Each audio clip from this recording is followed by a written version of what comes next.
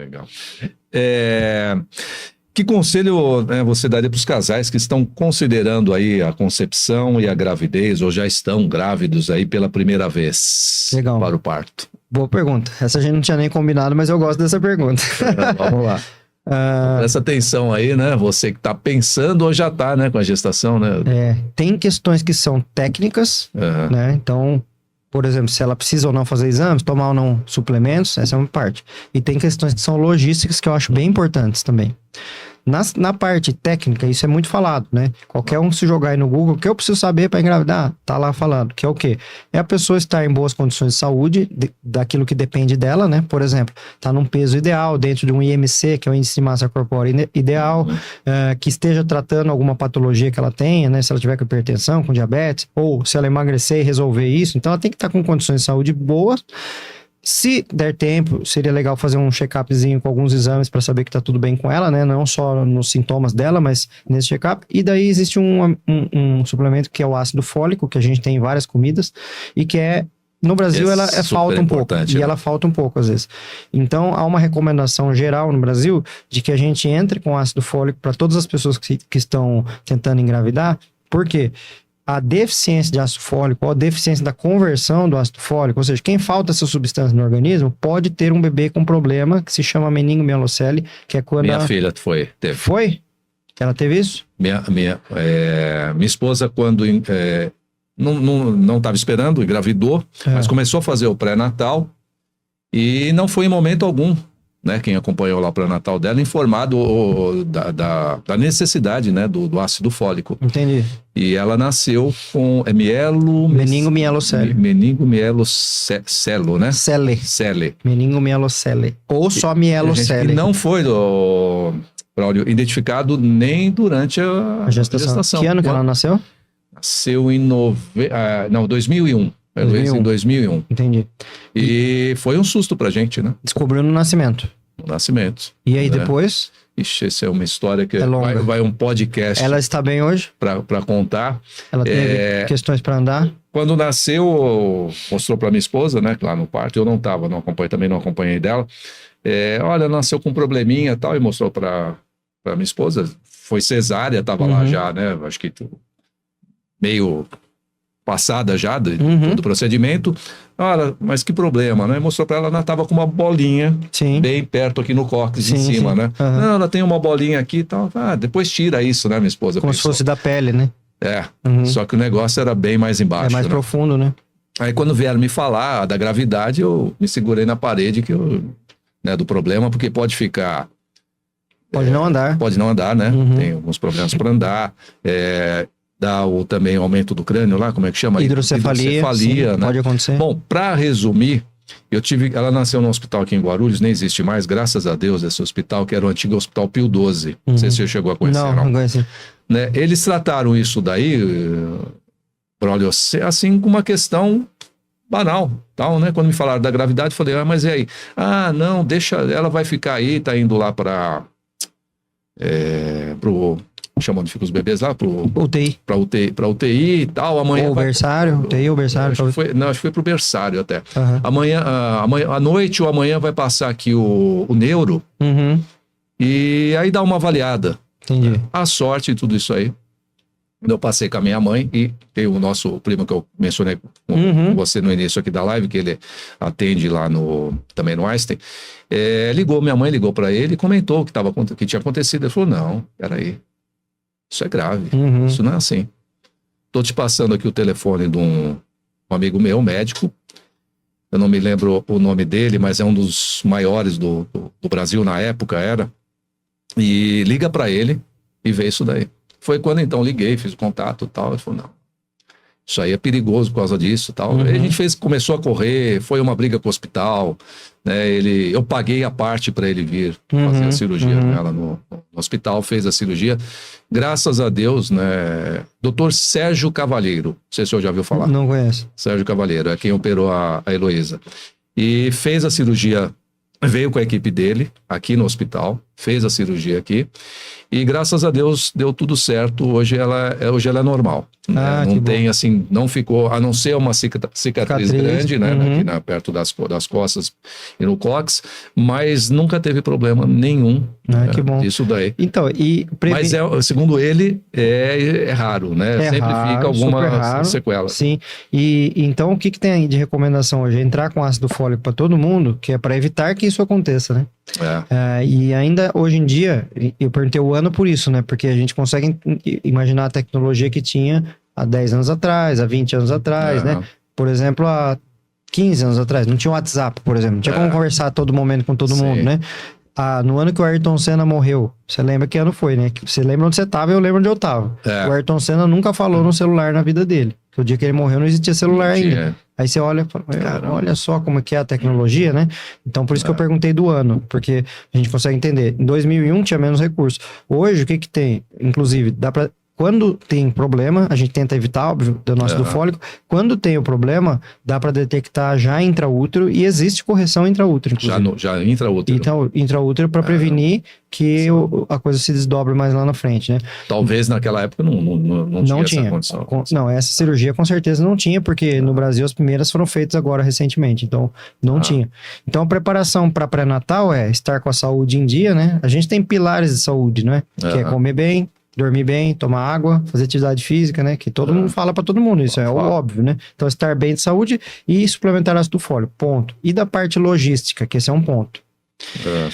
Na hora que você fala assim, bom, deixa eu pensar como é que vai estar minha casa construída lá na frente, primeiro você tem que olhar e falar, ó, deixa eu ver o terreno que eu vou construir a casa, né? Se tem areia movediça lá, se não tem, não é? Se é firme ou não. Se é firme ou não. Que tipo de material eu vou ter que usar aqui? As vigas vão ser de madeira ou vai ser de concreto? Sei lá. E aí você vai chamar um profissional para pensar melhor, né? Não, é um barranco que se colocar não sei o que, vai desbarrancar tudo lá embaixo. Então, vamos tentar entender o cenário para onde a gente vai construir a casa.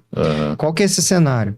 A pessoa que vai ter atendimento pelo SUS, ela tem que olhar em relação a onde que ela vai construir a casa dela, se é possível. Então, se ela for planejar, porque muitas gravidezes acabam não sendo planejadas, então a pessoa já está grávida, não tem muito jeito mais de voltar atrás, né? Então, de duas uma, ou ela pode migrar de algum lugar para o outro, em termos de, olha, esse lugar não tá legal, vamos para esse lugar aqui, porque eu quero ter o bebê aqui. Às vezes a pessoa muda de cidade, vai para cidade da mãe, vai cidade da avó, né? Ou então, ela já começa um movimento na cidade dela, com as amigas dela, para mudar o lugar. Que é um movimento de ativismo para você falar assim, gente, ó, tá faltando aqui, não tem anestesista. Minha amiga teve bebê agora aqui, falou que não tinha anestesia suficiente no parto. Por que não tem anestesia? Ô, prefeito, cadê a anestesia? Você fica fazendo festa não sei das quantas aí e não coloca o anestesista Então, são questões, movimentos até políticos, né? Da parte do SUS. Da parte do convênio, uma coisa que eu sempre dou de dica para quem tá querendo engravidar, primeiro de tudo, veja o que seu convênio cobre, como ele cobre, quanto ele cobre, para você saber se tem alguma cobertura. E uma coisa que eu já adianto para todas, sempre, e a gente fez um estudo, em 2012, eu era da SOGESP, que é a Sociedade de Obstetrícia e Ginecologia do Estado de São Paulo.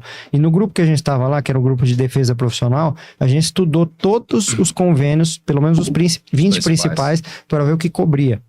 Nenhum nunca cobriu disponibilidade obstétrica e de lá para cá não mudou nada, então não tem cobertura para disponibilidade obstétrica, né? Então nenhum convênio cobre adequadamente. Então, mas pelo menos a gente consegue entender aquele que cobre melhor do que o outro, né? Ou em qual hospital que aquilo cobre. Ou seja, é importante olhar antes de engravidar para isso, porque todos os convênios têm carência de 10 meses para gestante. Quanto tempo demora uma gravidez? 9. Por que eles têm 10? Que é para a pessoa que já está grávida não mudar.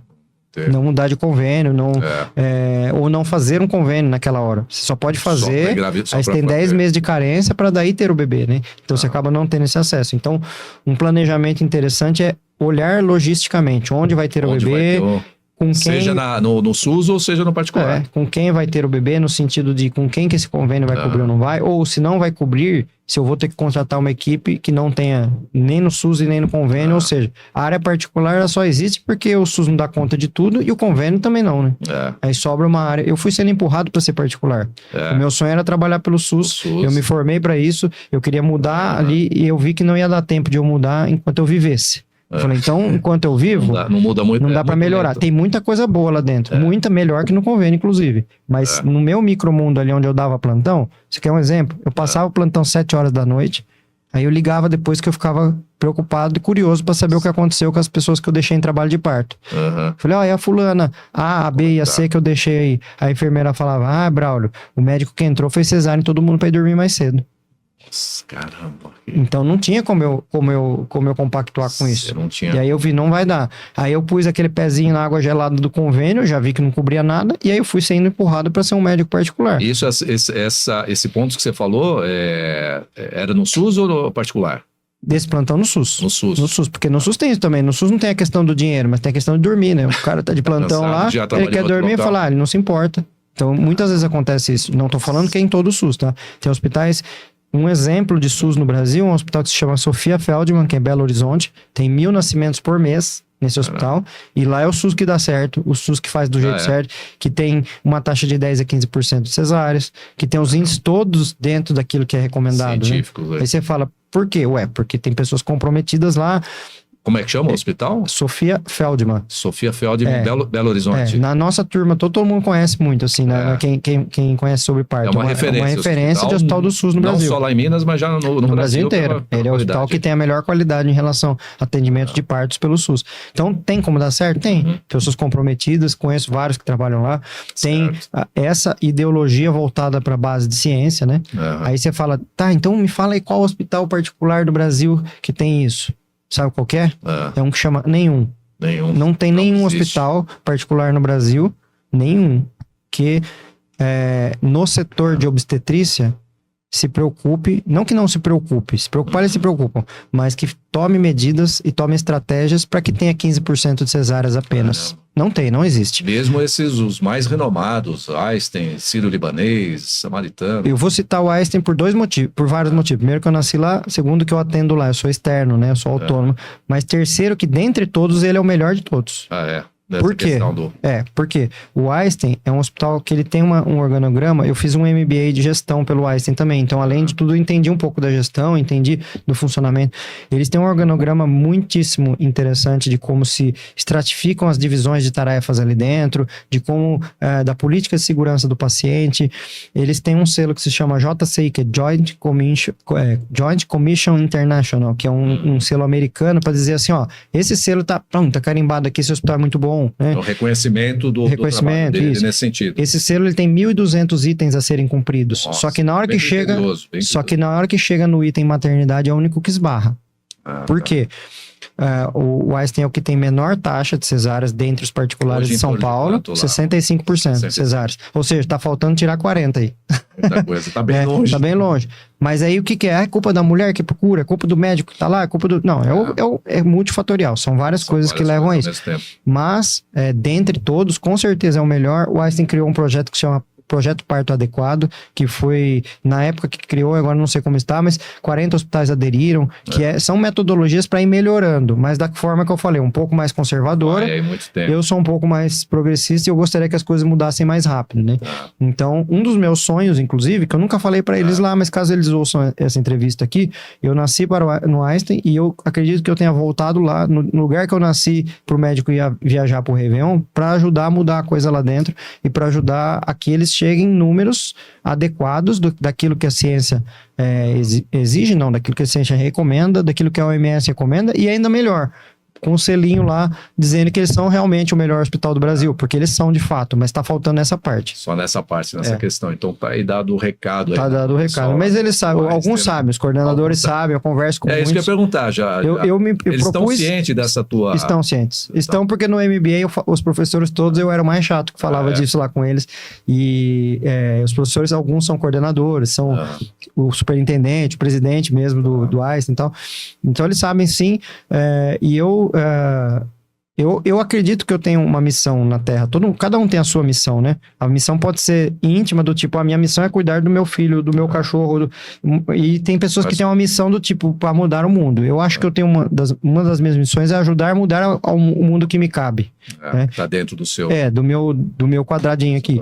E uma das coisas que eu acredito que é possível mudar é o cenário obstétrico brasileiro. Em prol das mulheres e outras pessoas que engravidam, em prol dos bebês e também em prol dos profissionais que trabalham. Porque a gente que trabalha do jeito certo, a gente sofre pra caramba também. Porque a gente sofre muitas retaliações, sofre perseguição. Por que você veio querer mudar o negócio aqui? Não, calma aí. Fluindo, né? Já tem vários interesses ali. Com certeza. Eu já parei de atender em pelo menos 10 hospitais na minha vida. Pelo menos, brincando. Ou porque eu quis sair, ou porque saíram comigo. Saíram com você porque falando, não, aqui não dá certo isso aí, né? Que vai atrapalhar alguma coisa. Vai atrapalhar, melhor não. Vai lá fazer isso em outro lugar. O sistema é bruto, né? É bruto. E esse é o ser humano. Para mudar alguma coisa não é fácil. Né? Isso é humanização. Né? Então, só voltando para fechar aí as recomendações, né, do Braulio. Primeiramente, a gestante fazer uma avaliação onde ela vai ter, né? E aí ela é tentante. Né? Tentante. Antes de ser gestante, ela é tentante. Ela está tentando engravidar. Nos hospitais, seja no SUS, seja no particular, depois os cuidados com a saúde, ou até mesmo, né? Antes também os cuidados com a saúde, e né? Alimentação, sono, esporte, né? Tudo isso daí. Acompanhamento médico, né? Também Não necessariamente. Não necessariamente. Porque ela poderia ir numa enfermeira obstetra e ver que tá tudo bem e falar, não, você não precisa do médico. Tá tudo bem, toma um ácido fólico aí engravida. E vai depois pro parto humanizado. O princípio decide aí. Então, o parto baseado em evidências científicas, né? O SUS, inclusive, tem, nas apostilas atuais do SUS, todas estão atualizadas. Todas dizem sobre parto baseado em evidências científicas. O problema é que tem gente que não lê, não segue. Mas o SUS está bem atualizado nisso. Então, se ela seguir um caminho dentro do SUS, que ela passe num posto de saúde, passe com a enfermeira, não precisa passar com o médico. A enfermeira faz essa triagem. Não, tá tudo bem. Nos casos que tem um problema, tem diabetes, hipertensão, ela caminha pro médico, né? Isso antes de engravidar. E aí, ela, se o mundo funcionasse adequadamente, ela chegaria lá ao ponto de ter o parto normal pelo SUS com todas as condições adequadas para o parto baseado em evidências. Certo. Só que aí tem muitas coisas, às vezes, pelo meio do caminho que acaba acontecendo. Mas a grande questão é essa inversão, de não é o médico, é a enfermeira. É a enfermeira que vai.